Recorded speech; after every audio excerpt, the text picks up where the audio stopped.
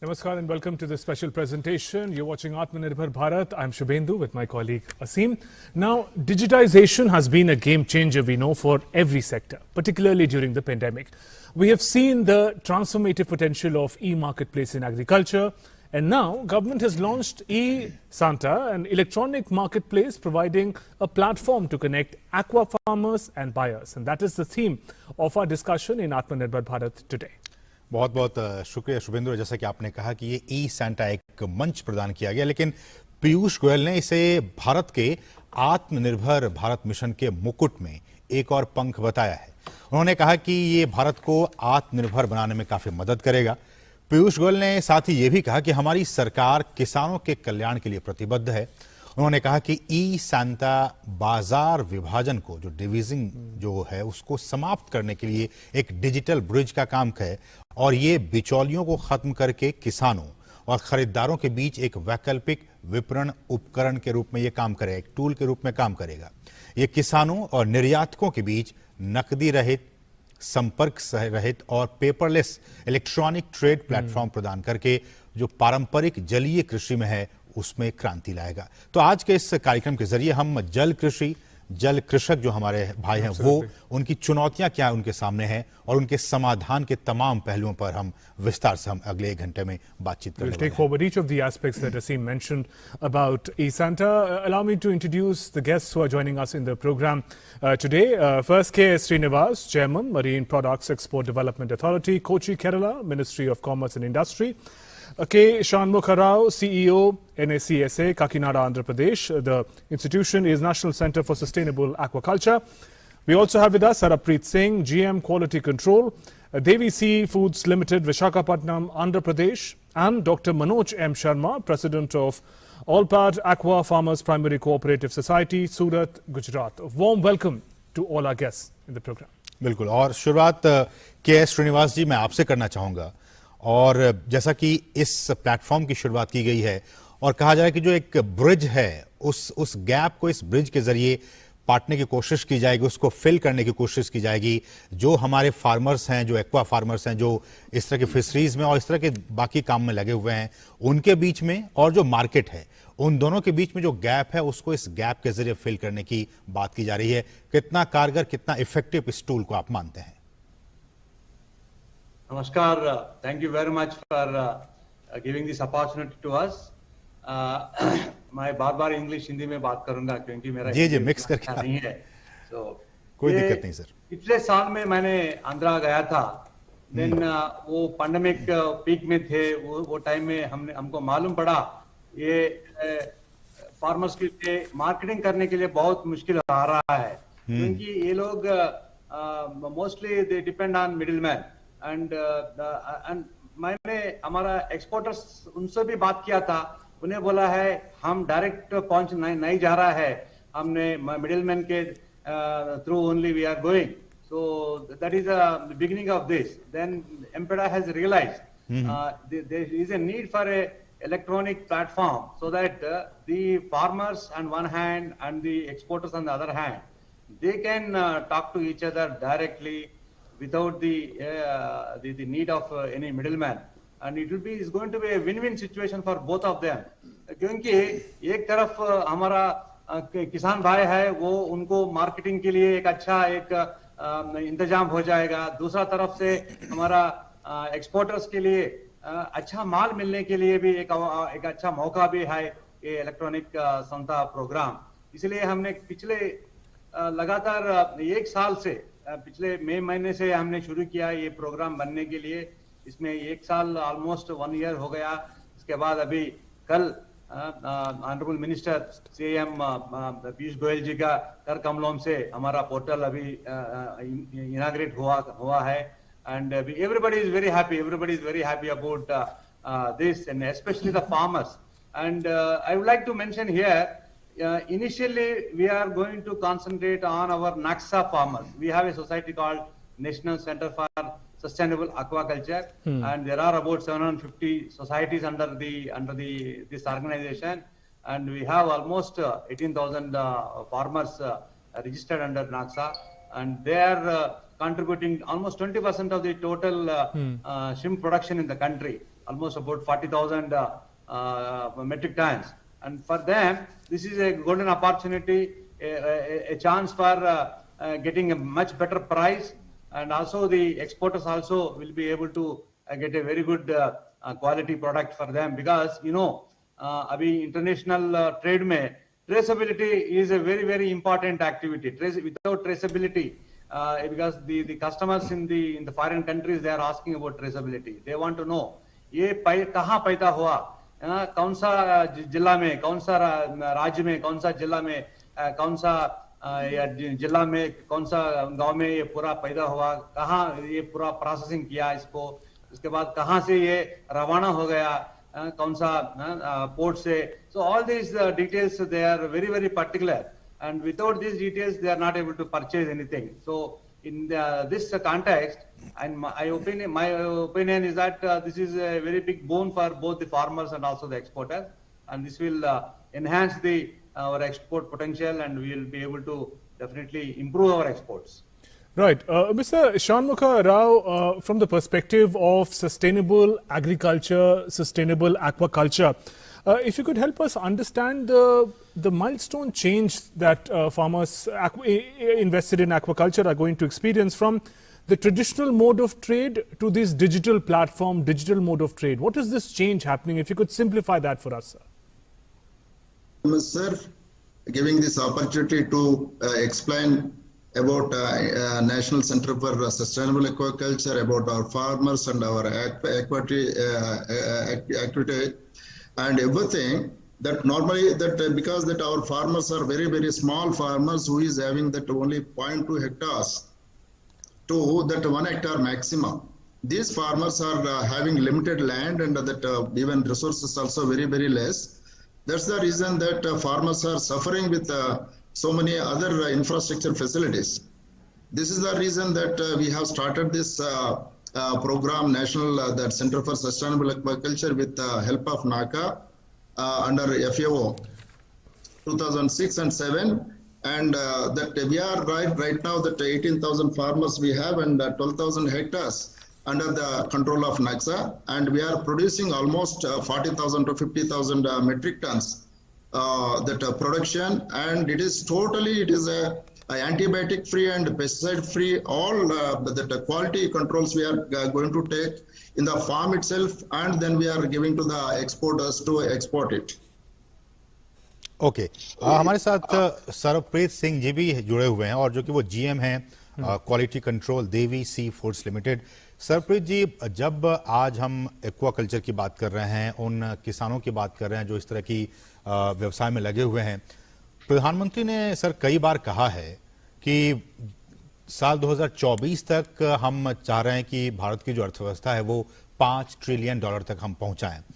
मेरा आपसे सवाल है कि जब हम एक ब्लू रेवोल्यूशन की बात करते हैं, नीली क्रांति की बात करते हैं, इस नीली क्रांति में और खासकर जब हम $5 ट्रिलियन इकोनॉमी की बात करते हैं, किस तरह से हम आगे बढ़ सकते हैं, और इस तरह की चीजें जब हम कर रहे हैं, एक डिजिटल एक ब्रिज हम दे रहे हैं किसानों को और मछुआरों को, कैसे उस टारगेट को हम अचीव कर सकते हैं ब्लू रेवोल्यूशन के जरिए?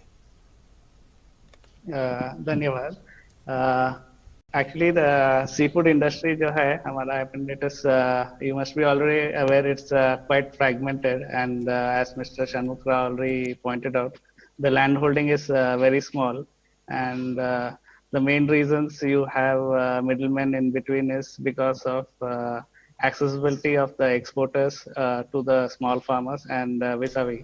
So once you have this platform, probably you will have a better perspective of what material is available where, and we are also able to get integrity of the source. There is no mix-up of the product, and we are assured that it is antibiotic free. And efforts like this actually improve the perception of the country and the products. So that goes in a large way to improve demand for the products from India. Already India is among the leading suppliers of shrimp, and once the government steps in to improve the sustainability part and help small farmers, so that adds more value to our markets. And probably this platform will also help in expanding domestic consumption of shrimp. Right. Dr. Manoj Sharma, if I can bring you into the conversation, sir. One of the things that eSanta does is that it establishes a direct contact between the farmer and the trader. Now, if you could help us understand, we're talking about the farmer's perspective, also the perspective of the trader. Traditionally, what are the challenges faced by them when there were middlemen involved in the process of trade? Now the role of the middleman has been removed and there is a direct contact. So, before and after scenario, if you could help us understand, sir. सबसे पहले तो मेरा नमस्कार सभी को और मैं धन्यवाद देना चाहता हूं भारत सरकार का और अपने आदरणीय प्रधानमंत्री जी और चेयरमैन एम्पेडा का कि ये बहुत ही ऐतिहासिक शुरुआत है। जैसा कि आपने पूछा कि सबसे बड़ी समस्या क्या है अपने देश में, जैसा कि अभी चेयरमैन साहब ने बताया और सभी ने बताया कि लैंड होल्डिंग, जो कि आज हम 40,000 करोड़ का जो एक्सपोर्ट कर रहे हैं शिप का, उसके अंदर जो 1.5 लाख हेक्टर के अंदर शिप फार्मिंग हो रही है, करीब 50 से 60 हजार फार्मर है। 1 हेक्टर 2 हेक्टर के ऊपर किसी के पास ये नहीं है। तो सबसे बड़ी बात होती है कि ये क्रॉप जो 120-150 दिन में रेडी होता है और पूरा सीजनल होता है, फरवरी 15 से चालू के अक्टूबर 15 तक की जिसकी हार्वेस्टिंग होती है, और ये बहुत ही स्कैटर्ड है। आंध्र प्रदेश में 70% है, गुजरात में 11% है, वेस्ट बंगाल में, उड़ीसा में।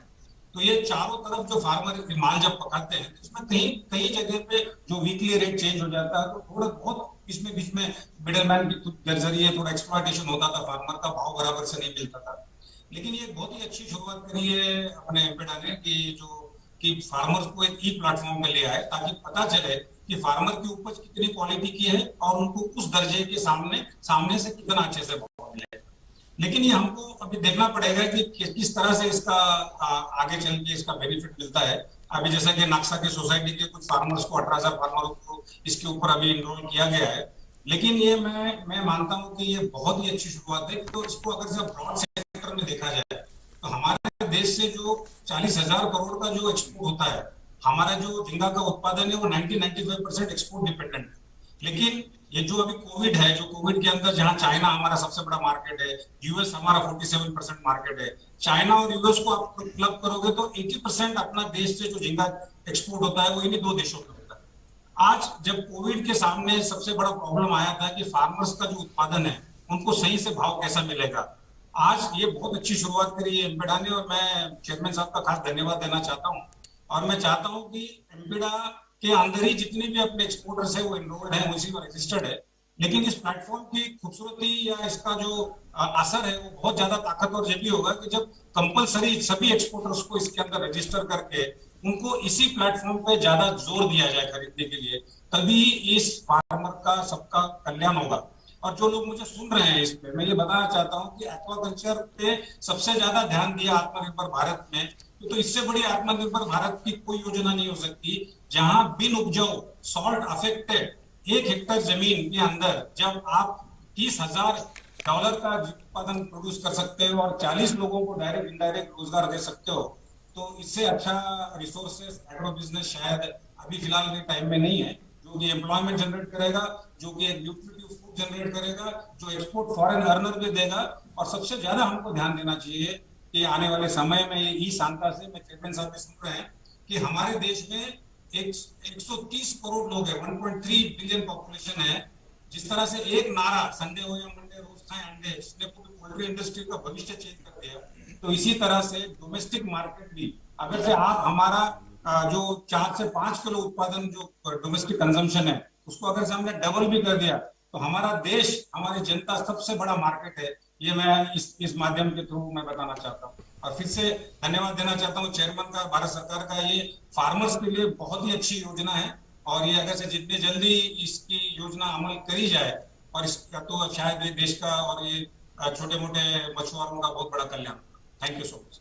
ठीक है, लेकिन मनोज जी, मेरा सवाल ये भी आपसे होगा कि जब आपने इतने विस्तार से बताया, जब हम इंफ्रास्ट्रक्चर की बात करते हैं और जो हमारे किसान भाई हैं उनके लिए, अगर मैं अंतर्देशीय इसकी बात करूं, मत्स्य पालन की बात करूं या फिर जो समुद्री मत्स्य पालन है उनकी बात करूं, इन दोनों ही लिहाज से समुद्री में भी और अंतर्देशीय मत्स्य पालन की बात करें, किस तरह की बुनियादी जो संरचना है, अवसंरचना है, इंफ्रास्ट्रक्चर हमारे पास है जिसके दम पर हम ये कह रहे हैं कि हम कम से कम 5 से 10% का जो योगदान है जीडीपी में हम वो दे सकते हैं? सर सबसे बड़ी बात तो जो भी आज जिस परिस्थिति में जो भी फिशरीज जो डेवलपमेंट हुई है, हमको इस बात का गर्व है कि हम भारत अभी नंबर 1 श्रिम्प प्रोड्यूसर है और नंबर 1 श्रिम्प एक्सपोर्टर है इन द वर्ल्ड। आप जो इसके अंदर हमारे पास जो रिसोर्सेस है, ये जो जैसे कि हम जो पुराने जो रिसोर्सेस को कैलकुलेट करें तो हम बताते हैं कि हमारे पास 1.2 मिलियन हेक्टर है श्रिम्प फार्मिंग डेवलप करने के लिए। और अब जो इनलैंड जो सलाइन अफेक्टेड लैंड है जिसके अंदर 8.9 मिलियन हेक्टर का जो विस्तार जोड़ा गया है, तो भविष्य तो हमारे देश में हम 2 मिलियन 3 मिलियन टन की प्रोडक्शन बना सकते हैं। लेकिन हमारे लिए जो इंटरनेशनल मार्केट है जिसको हम माना जाता है कि इट इज करीब 30 से 32 लाख टन कंज्यूम कर सकता है, उस मार्केट के लिए जो एक स्टैंडर्ड वे में जिसको बोलते हैं कि नोइंग योर कंप्लीट प्रोडक्ट, जहां से ट्रेसेबल मार्केट ट्रेसेबिलिटी है, कहाँ बनता है, कौन बनाता है, किस गुड स्टॉक को यूज किया जाता है, तो हमारे जो इंटरनेशनल फूड सेफ्टी नॉर्म्स के हिसाब से जो हमको माल तैयार करके जो बाहर भेजना है, वो एक अपने आप में बहुत बड़ा चैलेंज है।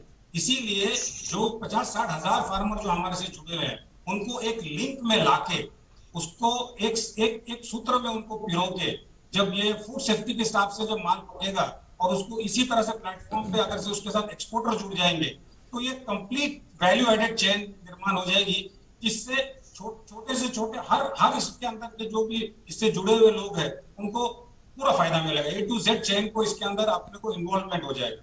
जो आज जो हमारी सबसे बड़ी समस्या है कि मछुआरे माल कहाँ पकड़ रहे हैं हमको पता नहीं, किस डॉक पे माल उतारा जा रहा हमको पता नहीं, वो किस समय पर पकड़ा गया था, उसमें सही कोल्ड चेन मेंटेन करी थी या नहीं करी थी, ये सब जो प्रॉब्लम है वो कहीं ना कहीं ई सैंटा पे इस तरह से ई प्लेटफॉर्म पे जहां हर चीज की रजिस्ट्रेशन होगा, तो एक सूत्र बनेगा और एक ट्रेसेबिलिटी प्रोग्राम बनेगा जिससे देश को और डोमेस्टिक मार्केट को और एक्सपोर्ट मार्केट को दोनों को तो बहुत फर्क पड़ता है। Right. Mr. Srinivas, if I can come to you, now we know that digitization has transformed sectors all around us, but there is also a certain training of the concerned manpower each time we have to switch a sector completely or partially to the digital ecosystem. On that front, sir, what preparations are being done, especially for our farmers engaged in aquaculture, to be able to adapt to this opportunity that has come in? Yeah. Very good question, and I would like to explain that this eSanta is a very, very user-friendly platform. And if anybody wants to use this platform, they need to register first. Only one-time registration, and that one-time registration also we have made it very simple, because most of the Naxa farmers are already registered with our MPEDA, and if they have to put that registration number, if that registration is just keyed in, then automatically the remaining all the data will be popped up from the existing database. So that way the registration for the farmer is become very, very easy. Similarly for the exporter also, most of the exporters, in fact all the exporters are registered with MPEDA. So they have a registration ID, and that ID, with that ID only they can log into the system and then they can do it. So that way, the first important point of registration is made very, very simple. And we have also made a very important things that whatever details are provided by them, like their bank accounts and their PAN details and all that, everything is verified. In the back end, everything is verified. We have an APIs taken from NSDL for PAN verification. We also taken APIs from MPEDA's own system, so that the data is perfect, there is authenticity, and there is no question of any problem. Because in this type of trade, especially through electronic trade, people feel that, okay, whether I'll get money, whether I'll get my product or not. So these are the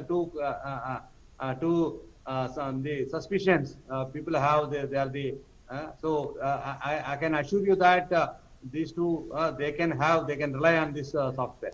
Right, and Mr. Srinivas, whatever may be that there will be some problems. So that is why we have come out with a project monitoring unit with about 4 IT professionals we have set up in Kakinada, the headquarters of Naxa, and PMU definitely will train our both the exporters and also to the farmers, and whatever help they need, we will definitely handhold them. So with that PMU, I'm sure we'll be able to provide all support to them. And Mr. Srinivas, just one point that we were also flashing on the screen, given that we're living in the time of the pandemic, this digital platform also enables contactless, cashless, paperless transactions. So that is an additional boon given the times that we're living in. Yes, yes, you are right. And because the farmer need not go to any exporter. At the same time, exporter also need not go to the any farmers. See, all the listings. The beauty in this platform is that all the farmers can give their crop listings. So he will say what is the crop he is able to get, when the crop is ready for harvesting, what is the count. I mean, count means what is the size of this prawns, and then what is the price. They will also say that, okay, I am expecting this much price, maybe 200 rupees, 250 rupees per kilo. So that way they can all put all that information.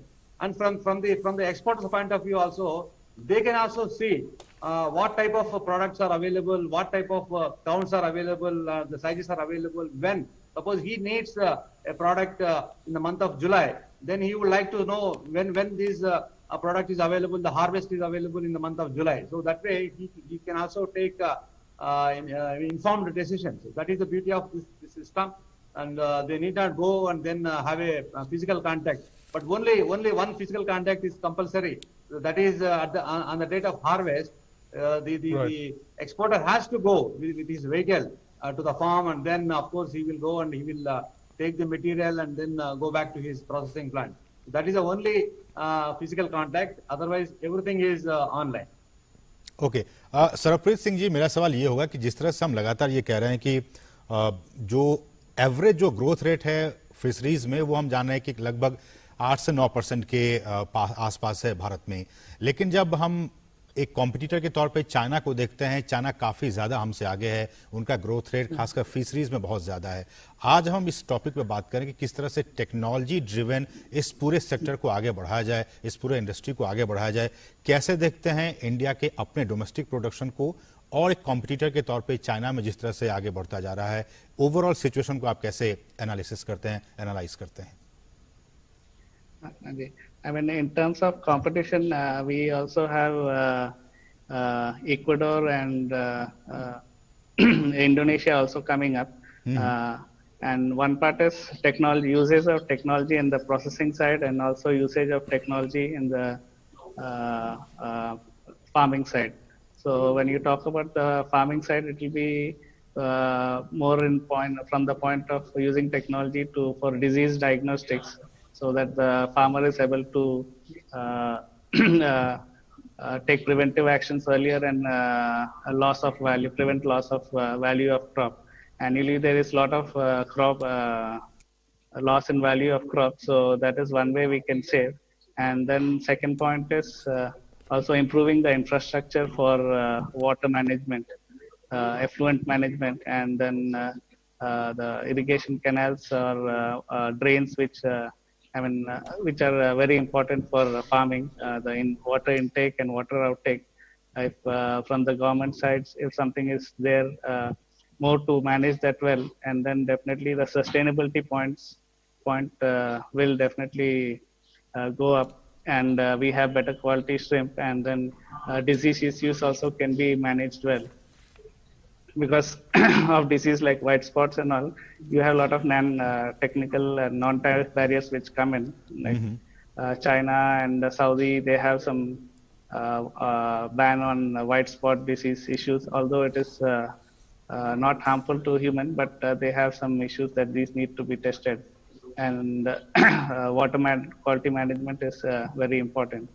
And once you start improving your quality of the shrimp, and also the sustainability part, which is very important right now, your perception of the supplies which you export, that grows significantly, and automatically you make way for a larger market. When there is larger market, automatically your production will increase, and there are people who are ready to invest in growing production. As you have seen, from 2010 to 2020, India shrimp exports have gone from 150,000 tons to 650,000 tons, because there is demand.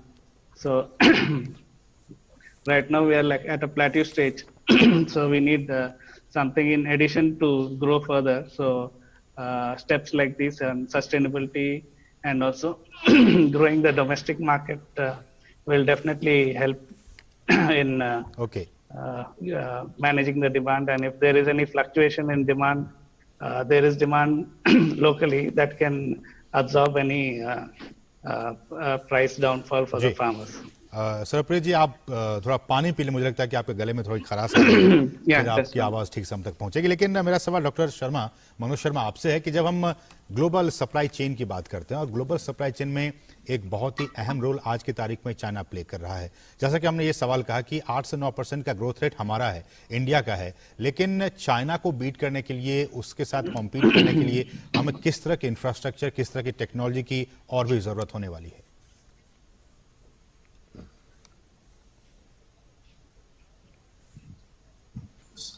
सबसे sorry, मैंने आपका question सुना था, थोड़ा mute था। मेरा सवाल सबसे पहले तो ये क्वेश्चन आपने बहुत बढ़िया क्वेश्चन पूछा कि आज हम चाइना के साथ हम हमारे देश की कंपैरिजन क्यों नहीं कर सकते। आप सबसे पहले देखिए कि हमारा डोमेस्टिक कंजम्पशन क्या है। हम करीब 5 किलो के नीचे हमारा डोमेस्टिक कंजम्पशन है, जबकि चाइना का सी फूड या जो भी एक्वाकल्चर प्रोडक्ट है उनका कंजम्पशन उसका 50 किलो से पर कैपिटा ज्यादा कंजम्पशन। अब चाइना सबसे ज्यादा एक्सपोर्ट करने से ज्यादा चाइना अपने इन हाउस बहुत ज्यादा कंजम्पशन करता है। हमारे से भी झींगा खरीदता है, दुनिया के इक्वाडोर से भी खरीदता है, वियतनाम से भी खरीदता है, खुद के डोमेस्टिक के लिए कंजम्पशन करता है। जबकि दूसरा परिवेश अब देखा जाए तो भारत सिर्फ एक्सपोर्ट करता है। भारत अपना 99% जैसा शिप है, अपना डोमेस्टिक मार्केट ही नहीं है। लेकिन हम अगर से इतना बड़ा पॉपुलेशन है, चाइना के बाद हमारा 130 करोड़ लोग हैं, जहां हम लाखों टन पोल्ट्री प्रोड्यूस खा जाते हैं, अंडे खा जाते हैं, चिकन खा जाते हैं, मीट खा जाते हैं, लेकिन हमारे यहाँ एक मानसिकता है कि सी फूड को बहुत या एक्वाकल्चर प्रोडक्ट को बहुत कॉस्टली माना जाता है। तो जब तक हमारे देश के अंदर हम अपने आत्मनिर्भर तभी बनेंगे जब हमारे डोमेस्टिक मार्केट इस कंजम्पशन ऑफ एक्वाटिक प्रोडक्ट्स के बारे में जो उसका हेल्थ बेनिफिट है, red meats versus white meat, कहीं ना कहीं हम जागरूकता जब तक नहीं फैलाएंगे, हमारा जब तक डोमेस्टिक कंजम्पशन नहीं बढ़ेगा, हमारे किसी भी किसान को हरदम फॉरेन एक्सपोर्ट के ऊपर ही डिपेंड रहना पड़ेगा। ये सबसे बड़ी समस्या है।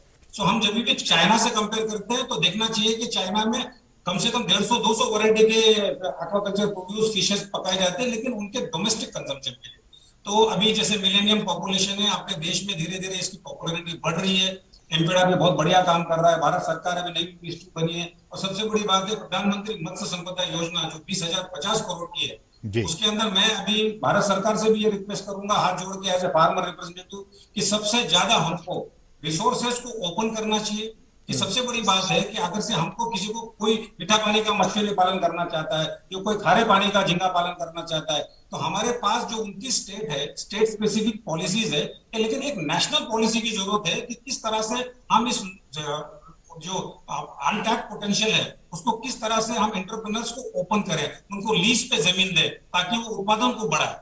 तो हमारा जो मैंडेट है प्रधानमंत्री मत्स्य संपदा योजना का कि double the production, double the farmer income and double the exports, but that can be only achieved by the finance outlay and then the resources open to the customer। जब तक आप एक एंटरप्रेन्योर को, जैसे कि इस माध्यम से मैं ये बोलना चाहता हूं कि हमारे देश में करीब 30 एग्रीकल्चर फिशरीज कॉलेज है, जहां करीब 30 से 50 बच्चे हर कॉलेज से पास होते हैं। तो जो मैं भारत सरकार से रिक्वेस्ट करना चाहता हूं कि उनको 5-5 हेक्टर 10-10 हेक्टर उनके चॉइस का अगर से हम उनको जमीन रिसोर्सेज दे दें, तो शायद ये बहुत ही साइंटिफिक बच्चे या साइंटिफिक स्टूडेंट्स इस फील्ड में आ जाएंगे, फार्मर बनेंगे और देश का उत्पादन डबल हो जाए।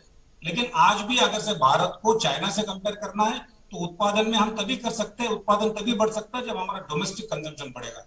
तो 20,050 करोड़ से करीब मैं समझता हूँ 100 करोड़ जहां हमारे पास अगर से डोमेस्टिक कैंपेन चलेगा डोमेस्टिक मार्केट के लिए, तो मैं दावे से कह सकता हूं कि हमारे देश में सबसे बड़े क्रिकेटर्स, फिल्म स्टार्स, इतने बड़े ड्रिवन फोर्स है। तो मैं चेयरमैन साहब को भी रिक्वेस्ट करता हूं कि किसी न किसी को एक्वाकल्चर प्रोडक्ट का ब्रांड एम्बेसडर बना के अगर से हम हाईलाइट करेंगे तो मैं 6 महीने में आप शायद दिन दुगनी रात चौगुनी तरक्की हो जाएगी अपने। कौन हो सकता है सर आपके नजर में, कौन हो सकता है ब्रांड एम्बेसडर, बताइए।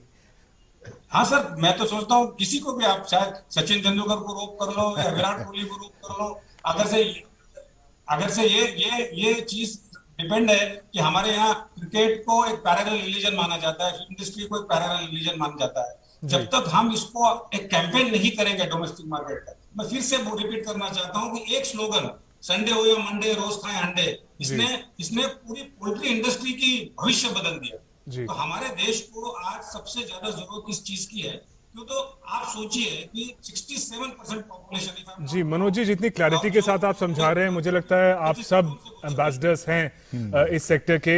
मनोज जी, जब आप बात करते हैं डोमेस्टिक कंजम्पशन बढ़ाने की, तो कहीं पे क्या आप डोमेस्टिक सप्लाई चेन की भी बात कर रहे हैं? क्योंकि हमें मालूम है जो एक्वाकल्चर जो इंडस्ट्री है उसका जो प्रोड्यूस होता है उसमें फ्रेशनेस का क्वेश्चन जो है बहुत जरूरी होता है। एक तरफ फ्रोजन प्रोडक्ट्स का भी एक मार्केट है, पर जो डोमेस्टिक सप्लाई चेन है कितने कम समय में आप उसको पहुंचा सकते हैं नई मार्केट में? मैं दूरदर्शन के माध्यम से सबसे पहले तो मार्केट हमारा अपना डिफेंस है। हमारे सोल्जर्स को हम चिकन मटन खिलाते हैं, जबकि why not shrimp which is 50%। जितने भी सोल्जर्स माइनस टेम्परेचर में काम करते हैं उनके लिए तो इससे सिंपल प्रोटीन और सबसे अच्छा फूड तो हो ही नहीं सकता सर। आप कंपेयर कर सकते हो कि चिकन के कंपेयर में श्रिम्प क्या है, फिश क्या है, मटन के कंपेयर में श्रिम्प क्या है, फिश क्या है।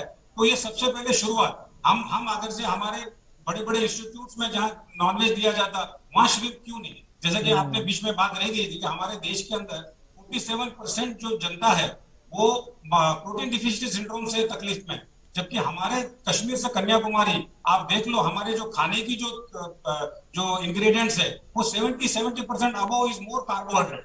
तो हमारे देश में प्रोटीन रिच फूड की बहुत सख्त जरूरत है सर। और ये तभी जागरूकता फैलाई जा सकती है जब इसका एक नेशनल लेवल पर कैंपेन हो। हर स्टेट, जैसा एम्पेडा ने कई सालों तक, आज जो हम नंबर 1 देश के एक्सपोर्टर बने हैं थैंक्स टू एम्पेडा, बिकॉज उन्होंने इतना ज्यादा एक्सपोर्ट के ऊपर ध्यान दिया है। लेकिन अब मैं एज ए फार्मर रिप्रेजेंटेटिव एम्पेडा से भी रिक्वेस्ट करता हूं कि अब समय आ गया है, खास करके कोविड के समय में जब पूरे एक्सपोर्ट्स रुक गए तो फार्मरों के ऊपर बहुत बड़ी संकट आ गया कि अब ये माल प्रोडक्शन कहाँ करेंगे और बेचेंगे कहाँ। तो सबसे बड़ा है कि आज हमको ये समस्या पता चल रही है कि हमारे आप में एक डोमेस्टिक मार्केट छुपा हुआ है सर। एक सबसे बड़ी बात यह है कि जब 140 लाख टन मच्छी हमारे देश के अंदर कंज्यूम हो सकती है, तो 8 लाख टन तो सर हम एक महीने में सब चबा जाएंगे। लेकिन इसको सही मार्केट में, सही प्लेस में, बहुत सारे लोग श्रिम्प को कॉस्टली समझते हैं और फ्रोजन को फ्रेश नहीं समझते। जब आप लोकल, जैसे आपने बहुत अच्छी बात बोला कि ये पेरिशेबल कमोडिटी है, आपने माल निकाला और उसको आपने वेंडिंग करके लोकल फिश मार्केट में बेच दिया। जो फ्रेश मार्केट से frozen is much more better in terms of food safety. तो हमको लोगों के दिमाग में ये बात बिठानी पड़ेगी कि जो frozen is more fresh, because उसकी शेल्फ लाइफ 12 महीने से 24 महीने तक बढ़ा जा सकती है, कि उसको तुरंत आप अपने -18 डिग्री पे स्टोर करेंगे। तो जागरूकता फैलाना बहुत जरूरी है हमारे लोगों के दिमाग में। अगर से एक बार डोमेस्टिक मार्केट पिकअप करेगा तो मैं दावे से कह सकता हूं कि जो प्रधानमंत्री मत्स्य संपदा योजना की जो मोटिव है, double the production, double the farmers income and double the export, ये 100% हम अचीव कर सकते हैं। जबकि इसके लिए बहुत बड़े लेवल पे एक डोमेस्टिक ड्राइव लाने की हमको जरूरत है। Right. Mr. Shanmukha Rao, if you can come to you, sir. Now, we learnt about the manner in which consumption pattern, boosting that, spreading more awareness is crucial for the sector. How do you look at it also in the perspective of this platform, eSanta platform that we're talking about? How does that take it forward? Because we see there is a significant digital awareness today. If I have to order fish for my home, I can go to an app and place an order, do the payment and get it. So we see that digital platforms are transforming the sector. But in terms of boosting consumption and awareness, how do you see the need of the hour, sir? Sir, actually, this eSanta platform is just first time in India that we have started through Empeда and with the help of the Ministry of Commerce and Industry. And this is actually that we have started just as a new concept idea between the farmers and exporters, but we can expand to the that even that common public, they can order and they can get the product directly through this that eSanta. This is the what still we have not started this aspect, but that we are going to start this aspect, and any that domestic person can order and they can get it. Such a way this eSanta can be broad line way that we can bring it, and that Empeda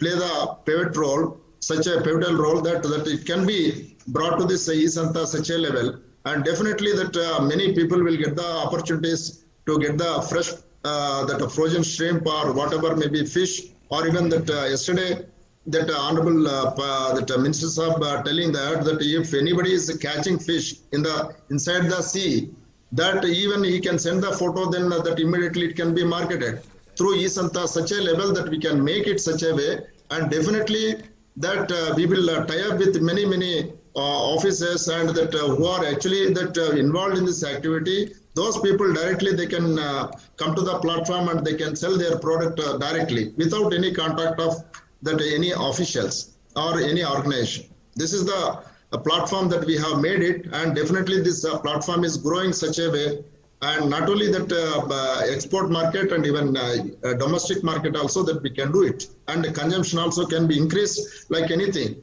And moreover that many schools like that school every day that we are giving the meal to the children, and if entire that national level we are giving this program, and that even that jails are there, and even school that people are having hostels, that directly we can give this product to them. And then yes, that Mr. Manoj Sharma told that we can improve the nutrition level of the children, and definitely that coming a year that definitely our that Indian population will have that more intelligence.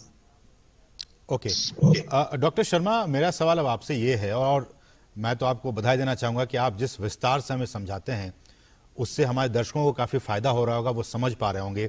मेरा सवाल, अगला सवाल यही है कि देखिए अभी एक रिपोर्ट आई है FAO की तरफ से, फूड एंड एग्रीकल्चर ऑर्गेनाइजेशन की तरफ से, उसमें शर्मा जी ये कहा जा रहा है कि 90% जो मत्स्य संपदा है समुद्र की वो अब खत्म हो चुकी है, उसका पूर्ण तरीके से दोहन हो चुका है। उस रिपोर्ट में यह भी कहा गया कि अब एक बार फिर से रिविजिट करने की जरूरत है आपके उन पॉलिसीज को, खासकर समुद्र को लेकर। मेरा सवाल यह है कि जब FAO की रिपोर्ट कह रही है कि 90% खत्म हो चुके हैं, एक बार फिर से हमें अपने ही डोमेस्टिक जो अंतर्देशीय जो हमारे जल संसाधन है उस पर फिर से ध्यान देने की जरूरत है क्या? सर, हमने कई सालों से देखा है कि जब भी एक्वाकल्चर की तरफ हमने जब ध्यान दिया है तो हमने इसी तरह ध्यान दिया है कि जो डिमिनिशिंग ट्रेंड है, जो समंदर की तरफ जो ओवर एक्सप्लॉयटेशन हुआ, पहले क्या था कि कोई भी गया समंदर में जहाज लेके गया और हर टाइप की जो भी मच्छी मिली वो जब भी उन्होंने देखा ही नहीं कि कोई उसमें रिस्पॉन्सिबल रूल्स थे नहीं। आज जो भी था वो पकड़ के, लेकिन फिर भी भारत सरकार के तरफ से, स्टेट फिशरीज के डिपार्टमेंट की तरफ से जून जुलाई अगस्त में जो ब्रीडिंग सीजन में जो बैन हुआ उसके बाद थोड़ा फिर से रिवाइवल चालू हो गया। लेकिन मैंने एक कॉन्फ्रेंस में, एक यूरोप के कॉन्फ्रेंस में एक बहुत अच्छा टॉपिक था कि 2050 के बाद जो 10 बिलियन पॉपुलेशन इस विश्व का होगा, तो ऐसा कौन सा माध्यम है कि जो इस ग्रोइंग पॉपुलेशन खिला सकता है। तो मैं ये मानता हूं कि on the face of global warming, जहां लोग माना जाता है कि ग्लोबल वार्मिंग हो रहा है, टेम्परेचर बढ़ रहा है, ग्लेशियर्स मेल्ट हो रहे हैं, तो इसका सबसे बड़ा नेगेटिव इफेक्ट क्या है कि पानी बढ़ेगा, पानी की मात्रा बढ़ेगी। तो हम बहुत खुशकिस्मत लोग, मैं अपने आप को बहुत खुशकिस्मत फार्मर मानता हूं कि जब पानी एज ए नेगेटिव सोर्स बढ़ेगा तो हमारे पास आर्ट एंड साइंस है कि उससे हम समुद्री या जल वनस्पति या फिश, प्रॉन सब हम पका सकते हैं। तो हमारे देश को सबसे ज्यादा फोकस ये करना चाहिए कि इतना बड़ा ग्रोइंग पॉपुलेशन है समुद्र में। आपने बहुत अच्छी बात बताई कि धीरे धीरे वहां पर पूरा डिक्लाइन हो गया। अगर से हमने पूरी रिवाइवल स्कीम को भी लाया तो समंदर का उत्पादन स्टेबलाइज होने को करीब 8 से 10 साल लगेगा। लेकिन तब तक अगर से हमने हमारे जो अनटैप्ड रिसोर्सेस है, हमारे पास भारत के अंदर 2 लाख किलोमीटर से ज्यादा रिवर्स है,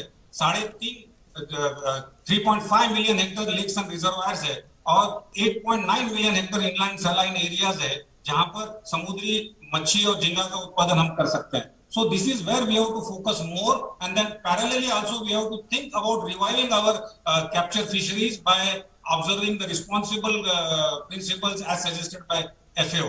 तो वो एक रिवाइवल प्लान है जिसको समय लगेगा, लेकिन जो हमारा अनटैप्ड रिसोर्सेस है, जो हमारे देश के अंदर जो हजारों लाखों हेक्टेयर लेक्स रिजर्वायर्स है, उसको अगर से हम किस तरह से पॉलिसी में प्रधानमंत्री मत्स्य संपदा योजना के अंदर उसको किस तरह से एक अन्न उत्पादन के क्षेत्र की तरफ बढ़ा जाएगा। खास करके बहुत से लोगों को, जो लोग हम वेजिटेरियन हैं, जो नॉन वेजिटेरियन है, वेजिटेरियन के अंदर भी कई सारे ऐसे एक्वावीड्स है जो पालक या मेथी या कई अदर ग्रीन वेजिटेबल से कहीं ज्यादा पावरफुल है। उसके ऊपर भी भारत सरकार ने बहुत ज्यादा तवज्जो दिया है, खास करके तमिलनाडु कोस्ट में। तो कहीं ना कहीं हमको जितने भी रिसोर्सेस है और जितने भी अवेलेबल फूड प्रोडक्शन की स्कीम को लागू कर सकते हैं, तो हमको एक एनवायरमेंट फ्रेंडली काम के ऊपर ध्यान देने की बहुत जरूरत है। तभी तभी हम एक आत्मनिर्भर सी फूड या एक्वाकल्चर प्रोडक्शन के ऊपर हम ध्यान दे सकते हैं। नहीं डॉक्टर शर्मा, मेरा सवाल इसी में एक कनेक्टिंग ये होगा कि जब हम भारत सरकार की ये कोशिश है कि इनलैंड वाटरवेज जो है उस पर लगातार ध्यान दिया जा रहा है, उसको डेवलप करने की कोशिश की जा रही है, लेकिन कुछ जो वैज्ञानिक हैं उनका ये एप्रीहेंशन है कि इनलैंड वाटरवेज के डेवलपमेंट में से जो एक्वेटिक हमारी जो संपदा है, जो रिसोर्सेज हैं, उस पे इम्पैक्ट पड़ सकता है। मैं खासकर फिशरीज के संदर्भ में आपसे जानना चाह रहा था, चूंकि आप इसके जानकार हैं, आप प्रेसिडेंट भी हैं एक कोऑपरेटिव सोसाइटी के, क्या इसका इम्पैक्ट पड़ेगा क्या? Sir, to be very honest with you, अगर से हम सभी नदी नालों को अगर से हम जोड़ के वाटरवेज बनाएंगे तो डेफिनेटली जो लोकल हैबिटेट जो फिशरीज है, जैसे कि फॉर एग्जांपल मैं देना चाहता हूं कि हमारे गुजरात की नर्मदा तापी मैक्रोबैक्टीरियम रोजनबर्गी के लिए बहुत फेमस है। तो आप अगर से नर्मदा तापी को आप जोड़ दोगे तो हो सकता है कि यहाँ की स्पीसीज वो पानी में जाए और वहां की स्पीसीज ये पानी में आए। तो इससे मुझे नहीं लगता कि कोई बहुत इन्वायरमेंटल इम्पैक्ट होगा या नुकसान होगा। हो सकता है कि जहां आज जैसे कि नर्मदा का डैम बन गया और हमारे तापी रिवर पे डैम बन गया, तो जो फ्रेश वाटर प्रॉन समंदर की तरफ जाता था खारे पानी में प्रजनन करने के लिए, साथ वो फिशरीज डिक्लाइन हो गई है डैम बनने की वजह से। हो सकता है कि अदर वे अगर से उसको एक अलग रास्ता मिल जाएगा कि नर्मदा से जुड़ के समंदर की तरफ जाने का, तो इंस्टेड ऑफ डिमिनिशिंग हो सकता है कई स्पीशीज रिवाइव कर जाएंगे एक दूसरे के नदी नालों से कनेक्शन होने से। तो कई नदियां सूख जाती है 6-6 महीने के लिए, कई चीजें पेरिनियल होती है। तो इसका अगर से हम निगेटिव इफेक्ट दिखने से सामने कम से कम हम पॉजिटिव भी देख सकते हैं कि जो रिवर्स के अंदर नेचुरल डिमिनिशिंग हो गए, वहां का जो ब्रीडिंग सीजन खत्म हो गया, उनके पानी के अभाव से जहाँ की जो क्या बोले विलुप्त हो रहे हैं, इंडेंजर्ड स्पीसीज हो गई है, हो सकता है सब वो रिवाइव हो जाए। तो हमारे देश के अंदर हमारा इंडिजियस फ्लोरा फौना कभी नुकसान नहीं कर सकता जब तक कि हम कोई फॉरेन के नदी नालों को हमारे सिस्टम में जोड़ के एक्सोटिक स्पीसीज को इंट्रोड्यूस कर रहे हैं। जब तक हमारे देश की का अगर से कश्मीर का एप्पल अगर से कन्याकुमारी में पकाते हैं तो वो कोई एक्सोटिक स्पीसीज नहीं कहलाती। इसीलिए अगर से हमारे देश के नदी नाले वाटरवे जुड़ जाते हैं तो हो सकता है कि जो डिमिनिश जो एकदम खत्म होने के कगार पे जो स्पीसीज है उसका शायद एक रिवाइवल हो जाएगा और वो एक नया बेनिफिट मिलेगा। ऐसा मैं पॉजिटिव वे में सोचता हूं। Right. Mr. Srinivas, if you can talk about the portal for a moment, the manner in which it's going to impart and transform aquaculture for the farmers. Now, part of the reason why the traditional system was seen at times as exploitative with the presence of middlemen were that the dealings were not very clear, very transparent. Sometimes it happened through word of mouth, the payments, the deals that happened between the two parties. But the digital platform by its very nature makes a lot of things transparent and also legally binding. So do you think that could be an important aspect too to highlight? Yeah, you are right to a great extent because before answering that question, I would like to clarify certain things. See, this is basically meant for providing the marketing opportunity to our farmers. So these farmers, as rightly pointed out by Dr. Manoj Sharma, there is no domestic market here. So they have to sell it to some exporter who can make some processing, and then he will freeze the products and then he will supply to foreign countries. So there is no in the absence of a domestic market. So the dependence on the exporters is there, and that is why we have made this as a B2B, the business to business platform, but it's not a B2C. It's not a business to customer platform. That is why immediately we may not be able to cater to the needs of individual customers right now. But once the B2B platform becomes successful, I'm sure we will be venturing into the B2C area also, and then maybe another year or so we will be able to do that. That is one thing we need to do that. And आज Sharma ji kitna mudda he has given, so many muddas. So I'm really happy to because the captured fisheries, समुद्र का उत्पादन बहुत कम हो रहा है, उनका saturation point आ गया है, तो अभी हमारा फ्यूचर ओनली ऑन एक्वाकल्चर में है। इसलिए हमारा 3 मंत्र है एक्वाकल्चर में इंप्रूव करने के लिए। पहले we are having around 1.5 lakh hectares of land in which the aquaculture is happening in the country, roughly. So this 1.5 lakh hectares, but we have identified almost 5 lakh hectares. 5 lakh hectares of land in the country is suitable for aquaculture. But unfortunately, we are not able to extend this area under aquaculture more than 1.5 lakh hectares. So what is important is the first mantra is that we need to expand this aquaculture into more and more areas, maybe to another 1 lakh hectares of area.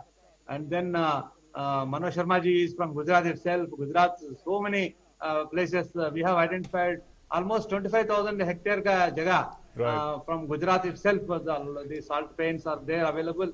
So usse humko mil gaya to we can increase the production. Similarly, the Andhra Pradesh, the brackish water, brackish areas, and then Odisha, West Bengal, Tamil Nadu, and parts of Kerala and Karnataka also. Some more areas can be identified. And then the state governments have a major role in doing this. They have to identify. We have already identified. They can only give permission. They can only give land lease permissions and then water lease permissions. If these permissions are available, I'm sure we can increase the water, the area under aquaculture to more than 1.5 lakh hectares. That is the first mantra. Second mantra, we are only depending on one jinka. Only one zinga is there, and then one zinga that is called vanamai in the tradition, in the technical term. With one vanamai, we won't be able to expand to a much higher levels. So we have to. There is a need for introducing more and more species, more and more diversified species. Like tilapia, tilapia can be introduced in a big way, like what Sharma ji has said, that in the so many talab hai hamara paas, so many rivers, reservoirs, Narmada, etc. See, in all these places we can introduce different varieties of species like tilapia, like other sea bass and all that. These are all can be introduced. Then this is the second mantra. The third mantra is, right now we have only 5 metric tons per hectare is the productivity. This productivity is very low compared to some of the foreign countries. So we have to enhance the productivity from 5 metric tons to at least to 8 metric tons. So this is the third mantra. So if we can have these three the activities, if all our energies are concentrated on achieving these three activities, I'm sure we will be definitely able to enhance the production, enhance the exports, enhance the income of the farmers. So I think we are all working for this, and then I'm sure the Pradhan Mantri Matsya Sampada Yojana has been launched very recently. All state governments also coming forward to take advantage of this scheme, and then a lot of funds are also available. More than 20,000 crores fund is also available on the scheme. So if all these things, I'm sure in the next 3-4 years, there will be a revolution, and there will be a blue revolution in the country, and then the production will definitely increase. Absolutely important food for thought, Mr. Srinivas, you've shared. Sarabpreet ji, if I can come to you, in terms of quality control, even while we're looking at digitization transforming the sector, what are the key concerns that in brief you could highlight looking ahead for the sector?